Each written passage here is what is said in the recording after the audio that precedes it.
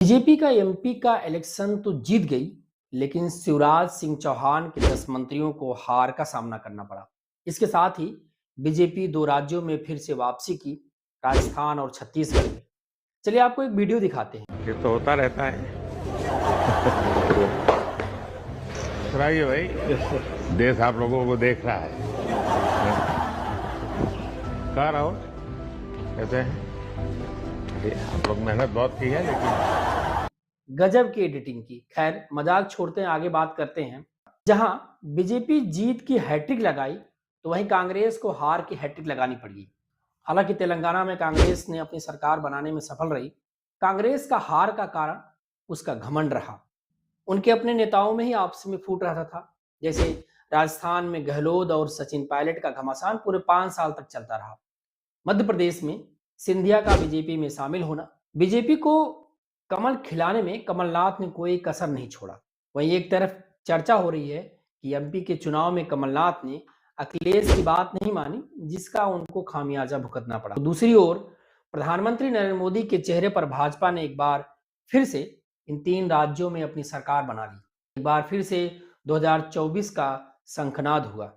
मोदी ने कहा यह मोदी की गारंटी थी, जिसके कारण लोगों ने इतना विश्वास करके उनका 3 राज्यों में सरकार बनाई।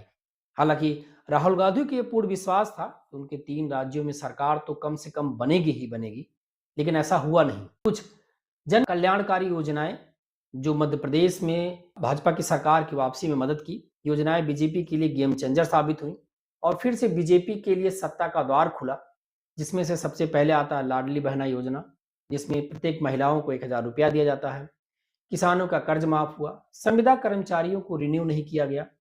आंगनवाड़ी सेविकाओं के वेतन में वृद्धि।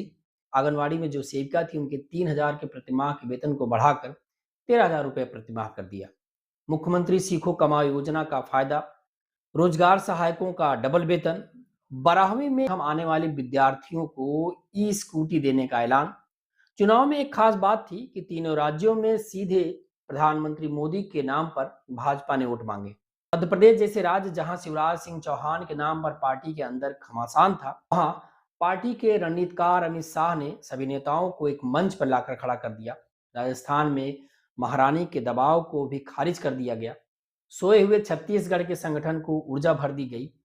तो यह गारंटी दी गई कि भाजपा जो गारंटी कर रही है उसको वो पूरा करेगी। खैर 2024 के चुनाव में अभी 5 महीने से ज्यादा समय बाकी है। क्या उसका रिजल्ट होगा वो तो देखा जाएगा। अगर आप हमको यूट्यूब पर देख रहे हैं तो हमारे यूट्यूब चैनल को सब्सक्राइब करें। फेसबुक पर देख रहे हो हमारे फेसबुक पेज को फॉलो करें। नमस्कार।